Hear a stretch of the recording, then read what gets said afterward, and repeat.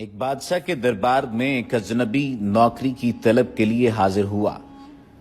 قابلیت پوچھی گئی تو اس نے کہا سیاسی ہوں۔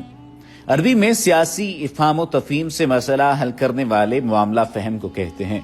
بادشاہ کے پاس سیاستدانوں کی بھرمار تھی، اسے خاص گھوڑوں کے استبل کا انچارج بنا لیا جو حال ہی میں فوت ہو چکا تھا۔ چند دن بعد بادشاہ نے اس سے اپنے سب سے مہنگے اور عزیز گھوڑے کے متعلق دریافت کیا۔ اس نے کہا نسلی نہیں ہے۔ بادشاہ کو تعجب ہوا۔ اس نے جنگل سے سائز کو بلا کر دریافت کیا۔ اس نے بتایا گھوڑا نسلی ہے لیکن اس کی پیدائش پر اس کی ماں مر گئی تھی۔ یہ ایک گائے کا دودھ پی کر اس کے ساتھ پلا ہے۔ مسئول کو بلایا گیا اور اس سے پوچھا گیا کہ تم کو کیسے پتا چلا اصیل نہیں ہے؟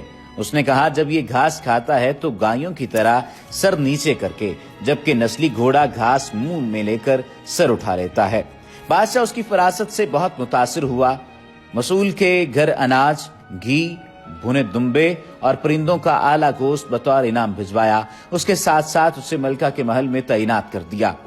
چند دنوں بعد بادشاہ نے مصاحب سے بیگم کے بارے میں رائے مانگی۔ اس نے کہا طور و اطوار تو ملکہ جیسے ہیں لیکن شہزادی نہیں ہے۔ بادشاہ کے پیروں تلے سے زمین نکل گئی۔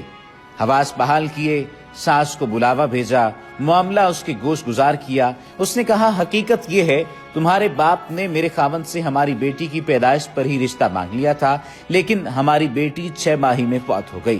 چنانچہ ہم نے تمہاری بادشاہت سے قریبی تعلقات قائم کرنے کے لیے کسی کی بچی کو اپنی بیٹی بنا لیا۔ بادشاہ نے مصاحب سے دریافت کیا تم کو کیسے علم ہوا؟ اس نے کہا اس کا خادموں کے ساتھ سلوک جاہلوں سے بدتر ہے۔ بادشاہ اس کی فراست سے خاصا متاثر ہوا۔ بہت سا اناج، بھیڑ بکریاں بطور انعام دیں، ساتھ ہی اسے اپنے دربار میں متعین کر دیا۔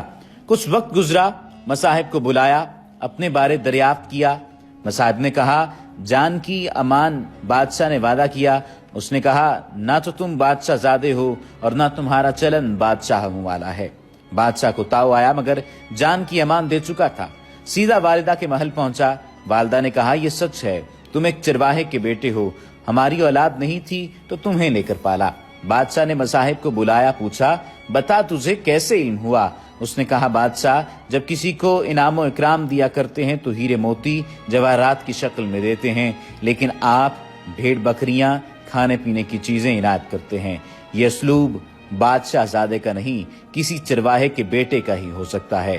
عادتیں نسلوں کا پتہ دیتی ہیں۔ عادات، اخلاق اور طرز عمل خون اور نسل دونوں کی پہچان کرا دیتے ہیں۔ اسی وجہ سے کوشش کیجئے کہ ایسے عادات اور اخلاق اپنائیے جن سے معلوم ہو سکے کہ واقعتاً آپ خاندانی ہیں اور آپ کی رگوں میں بہنے والا خون آپ کے کردار کی نشاندہی کرتے ہوئے واقعتاً اعلیٰ و عرفہ کہلانے کا حقدار ٹھہرے۔ وما علینا الا البلاغ المبین۔